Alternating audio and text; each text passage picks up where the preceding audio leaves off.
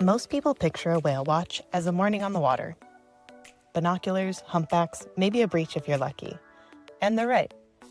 But what happens to this boat, this crew, and this mission when the whales are gone?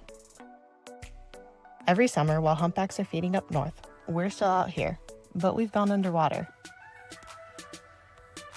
Coral reefs cover less than 1% of the ocean floor, but they support about a quarter of all marine life. Maui's reefs are no exception. They're feeding grounds, nurseries, and shoreline protection all at once. The reefs are under pressure from warming water, runoff, and physical damage. And if you want to protect something, first you gotta be able to measure it. You have to know what healthy looks like so you notice when it changes. That's what reef monitoring is. It's how scientists take a reef's pulse, year after year, so they can detect change before it becomes crisis. I'm Sam. I work as the Director of Marine Research for Ultimate Whale Watch here in Maui. Before joining this team, I spent over a decade working at Scripps Institution of Oceanography with the team that was running coral reef monitoring surveys here in Maui. I've collected a lot of the baseline data you're going to see in this video. The method those researchers used and the method our team is now trained in is called photogrammetry.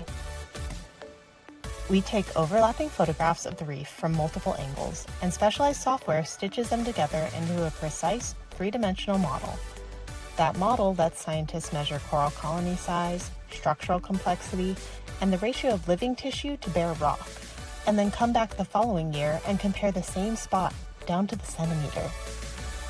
This technique was introduced here in Maui by researchers from Scripps as a way to bring new precision to coral reef monitoring methods that NOAA and the Hawaii Division of Aquatic Resources had already been running for decades. Ultimate Whale Watch's original role in that work was as a field support vessel. The Scripps team would come to Maui every year, charter our boats to access their survey sites from the water, and over time, that working relationship deepened. The research team trained our crew in photogrammetry field methods, and we've worked to keep those skills active on the water. This summer, as field capacity becomes harder to maintain across the research community, we're working to fill gaps in survey effort, carrying forward methods that we learned directly from the scientists who built this program. Right now, that monitoring record matters more than it ever has. Ocean temperatures around Maui are being watched closely this summer and fall. Scientists are tracking the potential for a significant coral bleaching event, the kind that can cause widespread coral mortality if water stays too warm for too long.